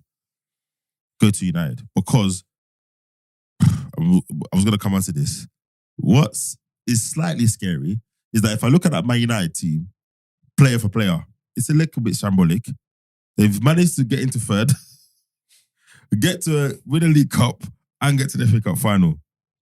If Harry Kane goes there and just does exactly the same output, might have to do it a different way, has been doing the last 4 seasons. Elevates them. Bro, they've had no recognised number 9 for a while as well. Story. So I think if I'm advising him with the information we know publicly, I'm probably erring more towards the. But I'd say either or. It's got to be now, isn't it? Like, well, baseline leave Tottenham. Yeah, like baseline. No ifs, ands, or buts about it. Well, to your original question, if I'm Chelsea, I'm on him now. Yeah, Poch, knock the door. Get on him. Yeah. Use your leverage. Yeah, that's what you need. That's what you want. All right, cool. So the promoted teams, Burnley. Obviously, there's a lot of romance for various reasons there with Burnley coming up. their style of football. We've got football snobbery. We love a team that plays passing football. Mm-hmm. Cool. Company, black manager, young manager, doing well. So us as a community, we love him off. Sheffield United is coming up. No one's talked about it. No one cares. I don't even know who their manager is. No one seems to see. Look. No. Who's Sheffield United manager? Wasn't it my man? Chris Wilder. Didn't they fire him when he was in the Prem? They fired him. Yeah. Right? So it's interesting. I was just thinking about yesterday because I was saying to myself, I'll who's tell you been in a promoted? Then we've got Luton. Fantastic story. Hey. You know, you got to go through the front room to get into the stand. They are going to be the whipping boys. So here's the problem. I didn't even wait. Luton. 100%. But of course, Here's why. Look. Here's the first problem. Did you watch that final? The first problem is the stadium. They've got to spend 10 million minimum. Yeah, they started already. Right. They had to start. They've got to knock down the whole stand and rebuild it in one summer. Right?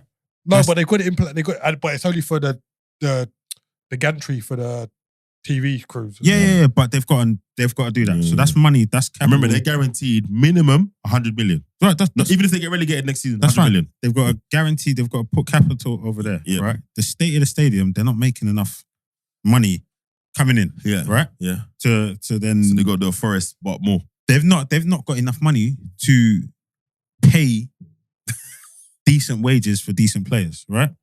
Anyone coming in, it's a 1-year contract. Well, I don't think that. Or they have about 10 Jesse Lingards. Or they're saying, look, right, I'll come in, but there's a clause that says if we get relegated, I'm off. Yeah. I'm out the door, free of charge. Don't know if stands I think it'll be a lot of incentive-based contracts. There's no one in their right mind, unless you're a player that really just wants to play in the Prem from the champs, or on the way down, and it's not looking good. Like your agent's phone's not ringing, and do you know what I mean? Your agent's phone's not ringing. Because that's the question I was going to pose to you, man.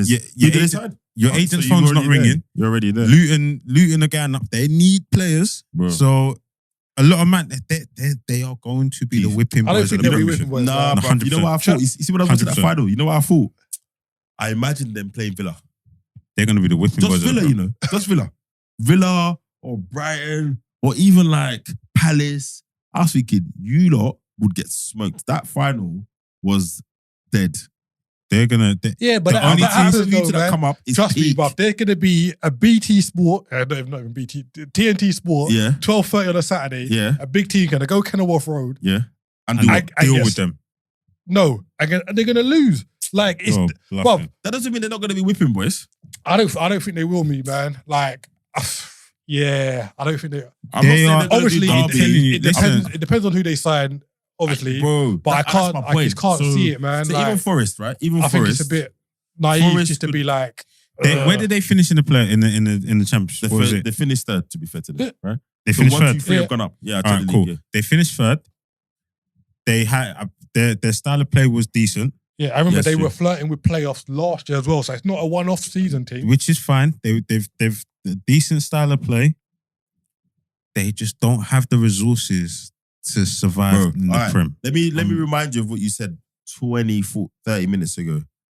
The Prem now at the point where mid to lower table teams are attracting players of a certain level. Yeah. These are the teams that Luton are need to come in and survive with. And my thing is, someone could argue, well, John, they could just do a Forest. The problem is, as much as Forest have been out of the big leagues for some time, it's still Forest, number one. They've got a certain ownership that could go and tell Jesse Lingard, come in and here's 200 grand a week. Yeah. Luton are not there. So if Luton finish 17th next season, fantastic achievement. Yeah. I'm not saying they're going to do the Derby County and get 9 points for the season or whatever. But it's techie, man. It's so... Nah, I think it's too... Luton are not attracting Keylor Navas or players of his ilk. It's not happening. You never know. It's not happening. No. I think they'll get a couple of surprise performances, don't get me wrong. And you know, over 38 games? Yeah, do you know what they say? Exactly. That's what I was just about to say. Yeah, I'm not saying they won't get relegated. I'm just saying they're not going to get smoked. Yeah, they're getting smoked. They're getting smoked. We'll see, man. I'm the relegation expert out there, you know? Nah, but if it was Middlesbrough or someone, the way they kicked ball, the people that carry up the first. But this is a team, but they were Luton were the teams they were playing against and doing well against. This is what I'm saying. Like, you can't just discredit it because it's Luton and it's small and whatnot. No, I'm not discrediting it. So if you came from another planet and looked at the metrics, you're right. They should have a decent account of themselves in the Prem. It's not like they're the sixth team and then they got through the playoffs, they came third, etc. But when you take everything else into account, you watch them play, all the stuff Isaac's talked about, the club, the structure, etc. If they don't get relegated next season, they're getting back to Championship in the next 3 years minimum. And my money is on next season, 100%. Right? Yeah, we'll see, man. But if they get 17th, fantastic achievement. But you just watch some teams and you're like, you know what, you guys come up to the Prem, shop window, get your money, but you're out of here. But would you not have said that about Brentford when they came up? No, I wouldn't have. No. Because again, you watch them play, you see the philosophy of the owner. Like, for them, being in the Prem was the ultimate execution of their whole data approach. Now our data is going to be look for players that can do it in this league. Exactly. And keep us. As you said, there's they had a similar model to Brighton. Yeah. I might back Luton to stay up, just throw a waste of £10. A young £20 on there. Listen. Over the course of a season, look, right. Luton against... I understand what you guys are saying. Luton against a Prem team, let's say it's a cup game, that's a different story, right? Yeah. It's a one-off. We need to play our best. We're going to play out of our skins because we never know why. Right? Man City beat Burnley 5-0 in the FA Cup. Over the course, that's fine. Exactly. Fine. And Burnley a far superior team to Luton. Exactly. Wait, over the course of a season, for Luton to try and sustain that? All right. So I'm looking at the Prem table as it finished. They're going to be my underdog team. 14th, West Ham United. The team I saw play that Championship final, if they buck West Ham, techie. If they buck Bournemouth, bruv, it's Yeah, I hear it, but I don't think it's none of them defenders won Antonio. I think the gap in ability, is just gonna be an eye opener. That collective spirit freedom thing. It's only gonna last so much. Yeah, so long. Prem is different. It's different. So don't get me wrong. It'd be interesting. Yeah. And I want them to do well because I like that story, but unless they do some really superlative movements in the transfer window. For me, next season, Luton, just survive and I will salute you to the hills. Yeah, just say all the promoted teams stayed up from last season. Yeah, exactly. Yeah. Imagine that. It's quite good. Oh, yeah. That's mad. No, I'm telling you, Luton are going down. That's crazy. Rock bottom. It's crazy. All right, let's have a quick jaunt round Europe. Germany. I mean, man want to call us butlers. Dortmund. Yo, we was in the group live. So, go back to last week when Leipzig beat Bayern. Who? Leipzig. Ah, cool. Is that right? Am I getting away with that one? I didn't hear you. Okay. I'll just checking, Yeah, man. And then Dortmund win to go top, knowing if they win at home, 2-point difference. They'll win the league. I kind of had a little bit of a feel good factor. I was like, Dortmund, everyone's kind of team in Germany. Bro, just Marco Reus ain't never won the league. Who they got playing for them? All that's well and good. I'll be honest with you. Haaland, I just wanted Bellingham to win the league. That was my only interest. And just to break the streak, the Undertaker streak of Bayern Munich. 10 in a row, wasn't it? Up into this. And you just think, right, all the stars have aligned, in it. You waited for this opportunity. It's in your hands. Yeah. You got to, was it 2012? They got to the Champions League final against each other. They couldn't get it over the line then. Mainz haven't won in the last 4. So just on this was it you? Sorry, Keith. Was it you that said in the group, Mainz have got a habit, or was it, I think it was someone else. Mainz have got a bit of a bogey team for Dortmund. I think it was you that said it. Oh yeah, it's the Klopp derby, isn't it? No, it's the Klopp derby. The Klopp derby. Yeah. Do you remember what Mainz did to us? Were you in the betting? No, it was us. Remember when we was doing the betting thing? Yeah. Yeah, Mainz messed us up too, mate. Messed us up out of 4 figures. So, do you think? Okay, it's never good for a team to roll over. But do you think Mainz were too involved in the game? Of course they were. Is there 3 points to win? I think you should play for. I think you should play for. I think a team should play. You play for the good of Germany. Nah, like, just ease off the gas a little piece, but innit? do you know what it is, right? Imagine For me, bro. it speaks to the whole Dortmund. Bayern are German's team. You know, like how Dallas Cowboys are America's team.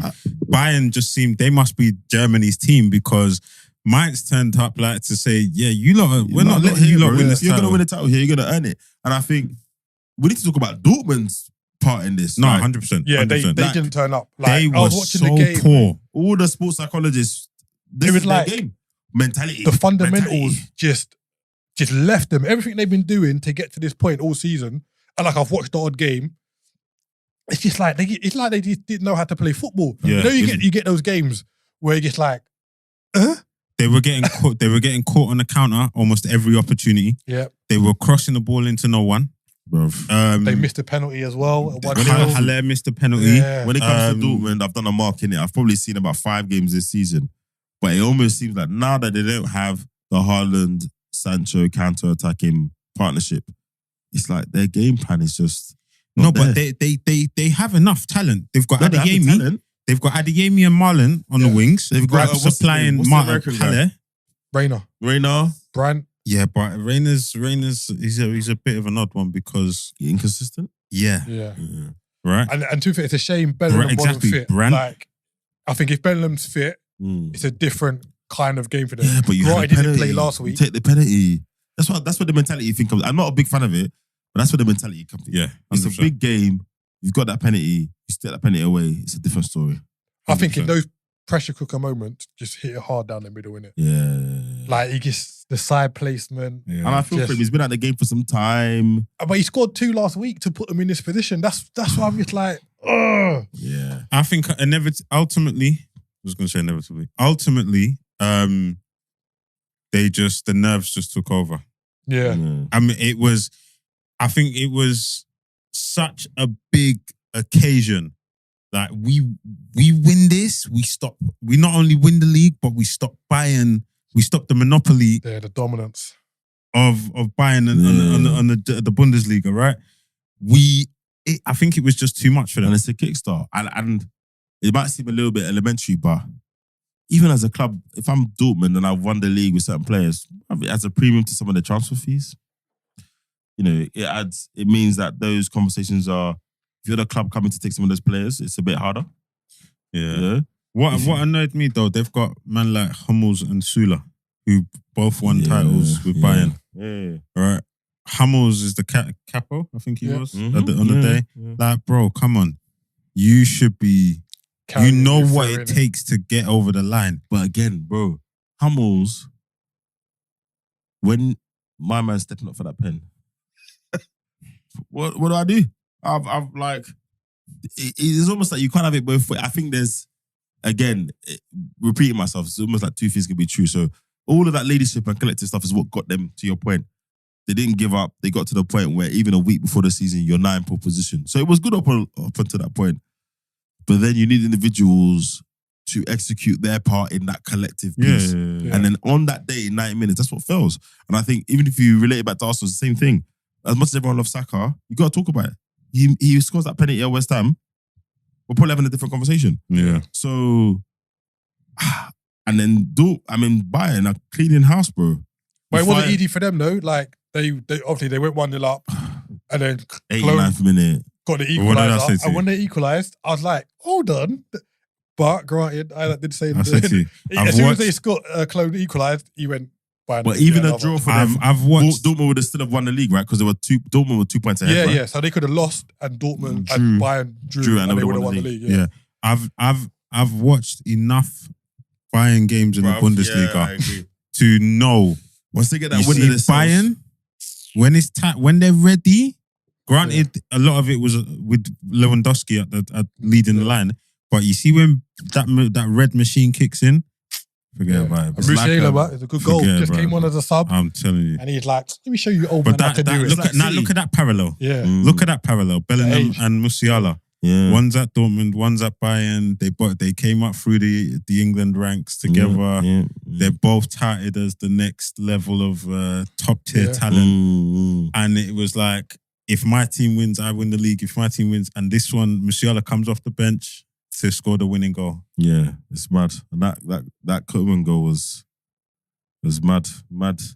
Well, at least, I mean, people talk about that league being one-dimensional, but at least the ending wasn't so one-dimensional. Yeah, Bayern have had I think Bayern's, it's just been a bit of a awkward season. Yeah. You can't really say it's an off-season. They've won the league title. Yeah, but I know what you mean. But by their standards, it's a bit of a change of manager, some of the losses. They haven't replaced Lewandowski. Bayern, if you look back over Bayern teams over the previous years, they've always had a prolific or top level number 9. They haven't replaced Lewandowski, have they? Mario Gomez, Claudio Pizarro. Mario Gomez. Do you understand? They've had top level number 9s that have led the line, and you know, with Lewandowski going and not replacing him, I can understand. You can see the correlation of where they've not been that consistent, or consistent in the way we're used to seeing. And there's a standard, right? So we won the league, but it was bumpy, and they won the league through someone else's failure because it was in Dortmund's hands. Dortmund execute, Bayern win the league. Yeah. Hence the changes they made the day after, right? Oliver Kahn gets fired. I'm not even going to say my man's name, but the director. Salahamidzic. Come on, is that you? He's an old school player, man. Yeah. But there was too many. But I think it'd be interesting to see how Leipzig do next season, because they were only 5 points behind the top 2. So they've been slowly kind of creeping up over the years. They're losing Nkunku. Yeah. But I say it'll be interesting. Oh, wait, he's getting Chelsea in it. Exactly. Hey. Exactly. But Poch is rubbing his hand. Exactly. I'm telling you, Poch is rubbing his hand. That's interesting. And he scored on the last day as well. I thought he was out for the season, but he's came back. And then obviously Barca have come back to win in Spain. Not talked too much about because they've always got a scandal off the pitch. But I think that for Xavi, pretty significant achievement. Yeah. Real Madrid have been coasting, not had any issues, and he still put together a team that could beat them. 37 or 38-year-old Busquets in the middle. All the off-pitch stuff. It's all distracting. Whatever anyone wants to say is distracting. All the economic levers. But they've won the league. They're back in the Champions League. So it'll be interesting to see how that plays out. Is it a one-off, or now they've got some cash they can spend, they can bank on? Yeah, but again, I think the last time the issue was they didn't get past the group stages because they fell into Europa and then Man United beat them. So they're great in the Champions League, but I think the conversation would be, Xavi, you got to make it to, past the knockouts. You got to make it to the quarters. That's when the real business for the money is. They don't have that fear factor no more, though. No, they don't. Right? They don't. Yeah. But the rumours are Messi's getting back. His contract's done. I don't think he should. Even I don't if think Messi he went should. back, and you're still like, it's not the same Messi. If you think about it, like I'd say a lot of eyes are leaving La Liga, innit? Like I'd say 10 years ago, we were watching La Liga on Sky. Yeah. Was it La Liga Revisited or something like that? Wherever it was. Revista La Liga. That's it. You know what I mean? La Liga. What? Like, Revista La Liga. El Clasico was you were watching El Clasico regardless where you were. Yeah. Now El Clasico happens, I'm like, I do think though, let's take ourselves out of it. Even to this day, anywhere Messi and Ronaldo rock up, the eyes are back, right? And I think back in Spain, I think if they use him in the correct way, not in the way Man United tried to use Ronaldo, if they use him in the correct way, I think it could be very interesting. If the young stays, they've got Pedri, you know what I mean? If you got this young nuclear, a bit like the way PSG tried to do it, but the Mbappe ego and the Neymar thing got in the way. I think it could be an interesting experiment. I'm not sure they're going to pull it off personally because the money, unless he takes a hefty pay cut or whatever, but I don't think it's as bad as people think if he goes back there. Personally. I think, and this is going to sound especially in the Champions League, really crazy for me to say, right? Good. Especially as a big Messi fan. I don't think it's the right move for Barcelona and the youngsters. I see why you'd say that. Because they've now done 2 seasons, right? Mm-hmm. Yeah. And they've now established themselves as the new senior members. One of the best defenses in right? Europe. So Pedri, Javi, I think it'd have to be like Balde. They've all come in. We're now the guys in the locker room. If you now bring Messi back in, and now they've all got to turn themselves down a notch and now start playing for Messi. Yeah. It's like, you run the risk of stunting their growth. No, it's true. But if you're Xavi, you're probably one of the few people that can be like, this isn't Messi, this is not, the team's not going to play for you. You're going to slot in here. And he's probably thinking, what, Lua and Messi in the same team? I could run this.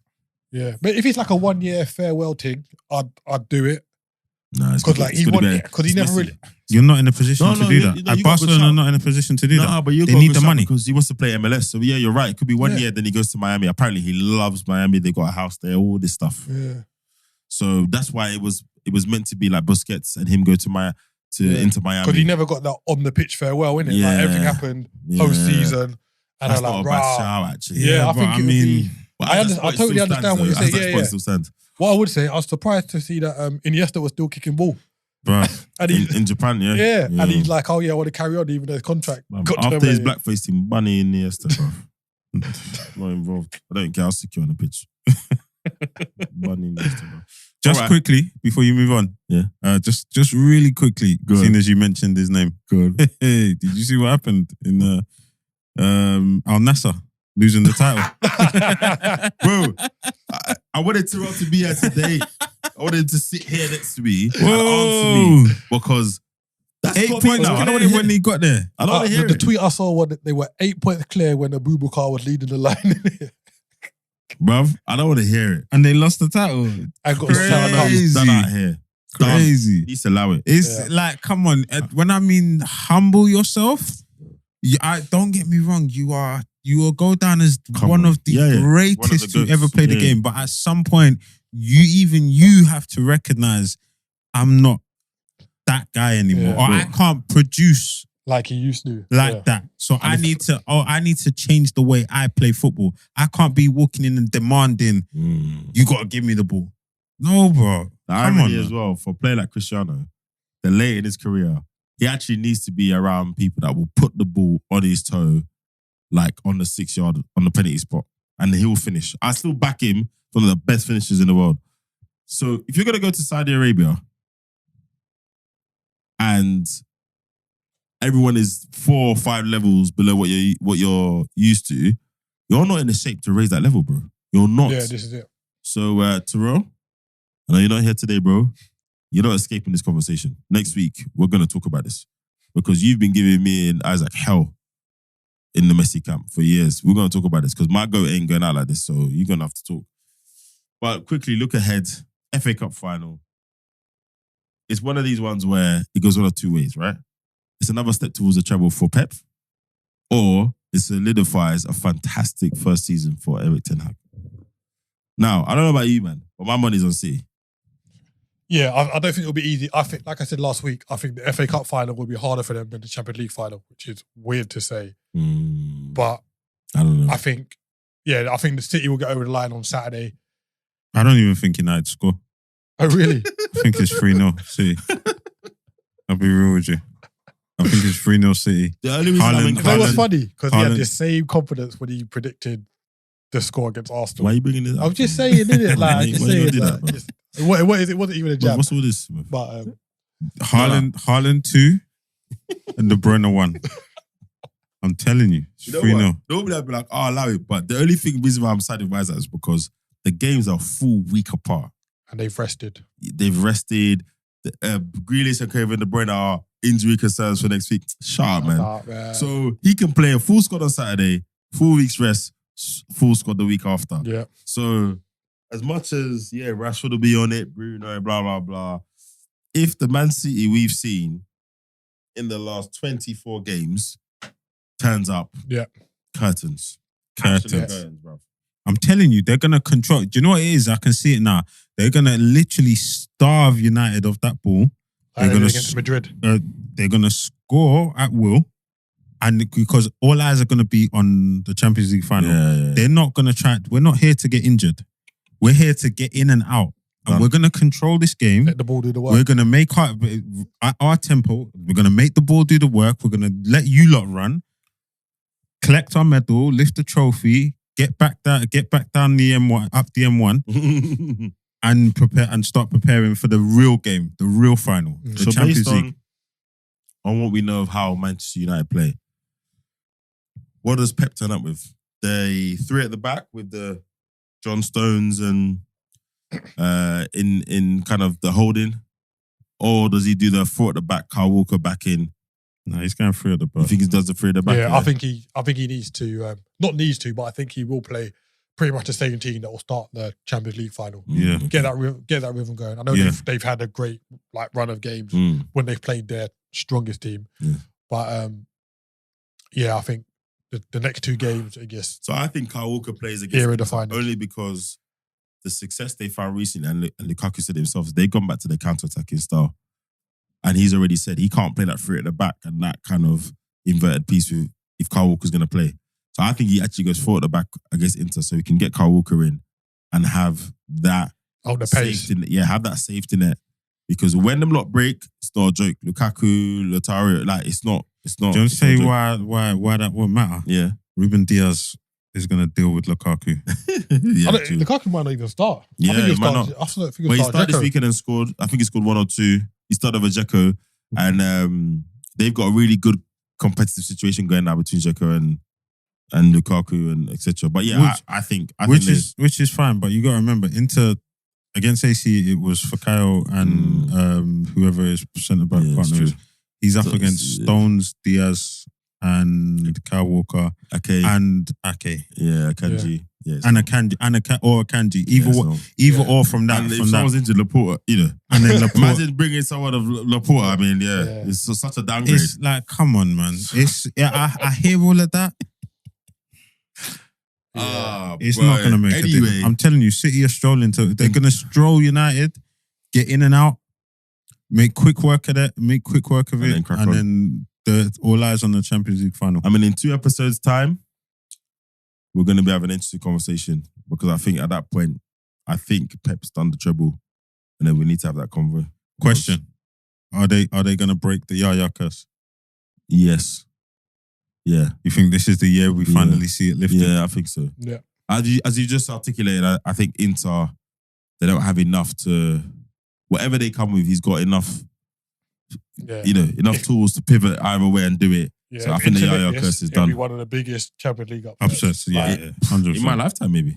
100%. It'd be crazy. I mean, when you not beat AC, I think that AC team as well was expected that they were going to beat Liverpool in that final. Yeah. So I think that team was stacked. Like you keep looking back team from top. I was like, to how? But even the goal, Kaká to Crespo, that just says all about that team, right? Who's in goal? Was it Dida? Yep. Maldini. Nesta. Wasn't Cafu playing? Right back. Was Cafu playing? He was, man. Was that the first one? The one I'm talking was the first Champions League final, or the second one? Yeah, he could have been. Yeah, he was. It might be. Okay. They're running a campaign about let's just say he was reunited. Yeah, Cafu and Gerrard are reunited. Yeah. Okay, let's just say he was, right? Cafu.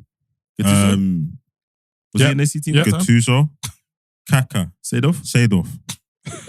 Crespo. All right, cool. Shevchenko. Yeah, allow it. Come on, bro.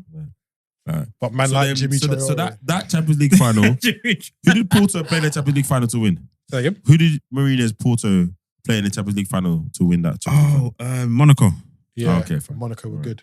So yeah, you might be. Morientes, wasn't it? If Inter beat City, that might be the biggest upset since you beat that AC Milan. Not in terms of kind of club stature, just in terms of the way the teams are playing and. Well, but even but again, I think you can look at it in club stature. So if you think of what Inter Milan has been in the last 5, 7, 8 years, and what City have been, it is. I think if you take today's club stature, it's still, if it's a City Liverpool final, if it's a City Real final, if it's a City even.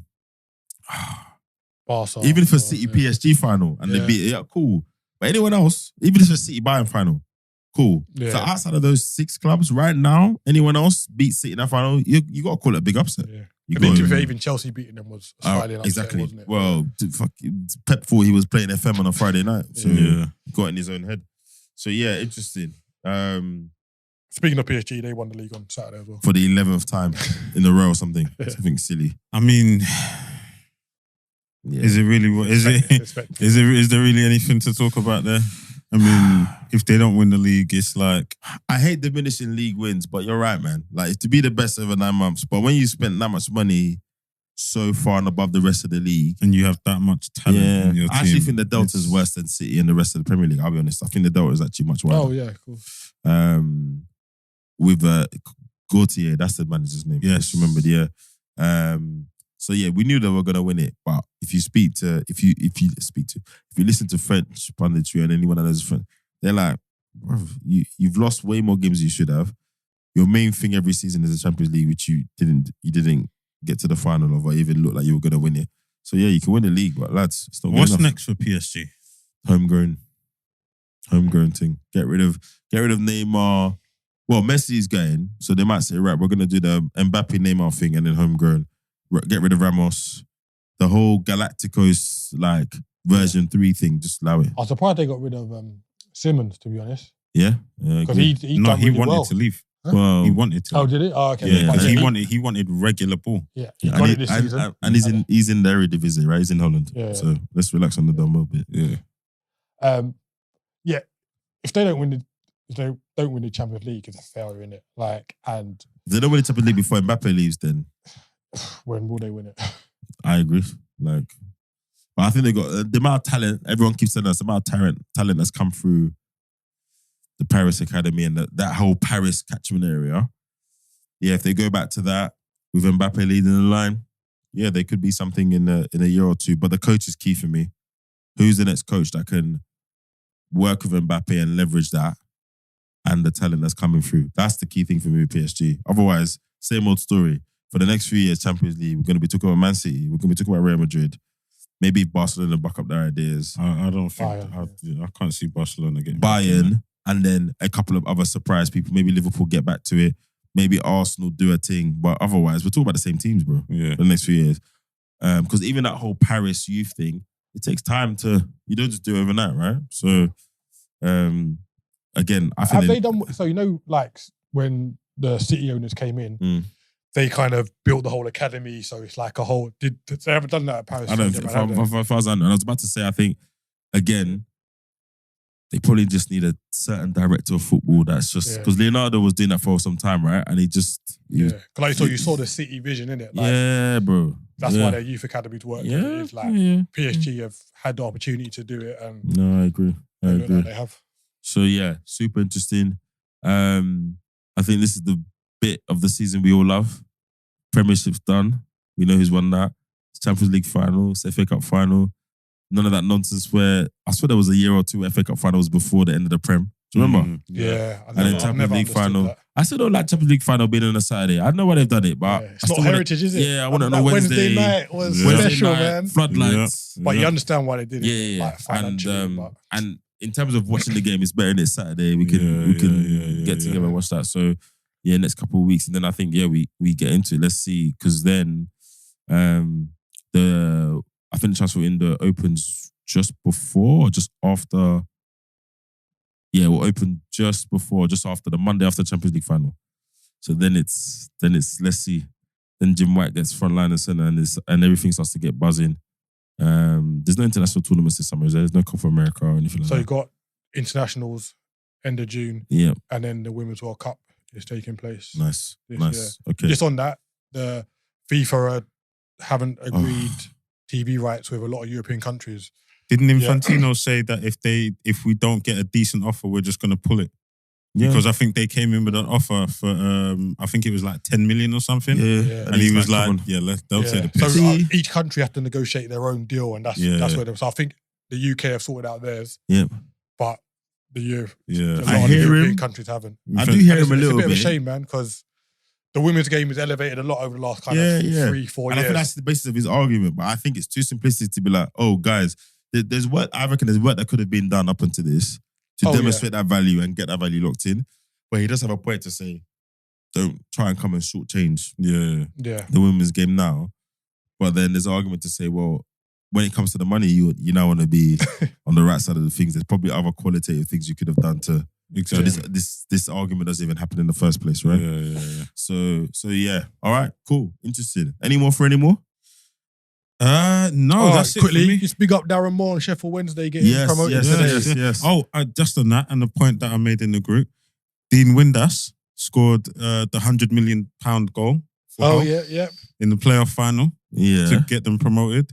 And now Josh Windass has scored the winner for Sheffield Wednesday in the League One playoff final. Mad. So what? That's super happy for him. Father like son. Yeah. And to be honest, he did it by the skin of his teeth in the last game. Unbelievable comeback. They've done it again. Yeah. And they brought him there to do this and he's done it, right? He missed out the last season. He's done it now. So yeah, big up to him. I mean, the debacle at WBA was a joke and him getting fired in that.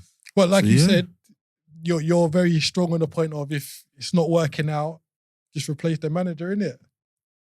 Yeah, no, agree. But I did think it was harsh, considering like how he done. But no, but it was working out when he was there. What did when they fired him? It wasn't like it was a madness. He wasn't. No, he was in. I think he was in the top 4. To be honest. Exactly. Yeah. They fired him and he was in playoff places, bro. Yeah. So that's when I was like, "What are you doing?" And you're right. Those decisions, you live and die by the decision, is a bit riskier. But they had no reason. Yeah, there was no to fire him at that point. If they had got to the end of that season, right? He'd done playoffs. He didn't get through the playoffs, and they said, "All right, you know what? Thanks, Darren. Got us to this point. We're gonna get someone a bit more experience. Cool." But you fired him in the season when he was still executing his trajectory. Like, come on, man, dead. So yeah, big up Darren Moore on that one. Back-to-back promotions, Darren. What you saying? Let's see. Well, this is a test now, isn't it? Yeah. This is the championship test. No pressure, bro. Not a nice league to be in at all. No, but he's glad to be there. Yeah, big him up, man. Yeah. Especially after the abuse he got after the first leg. Exactly. And I'd love for anyone to say that abuse to his face because, boy, I saw Clinton Morrison hugging him and it looked like Darren Moore was picking up his ute, bro. He's a unit. Yeah. Absolute unit. All right, cool. Thanks everyone for rocking with us for another episode again. Follow, like, subscribe, share, comment. And we'll be back next week with another episode of The Centre Circle. Peace.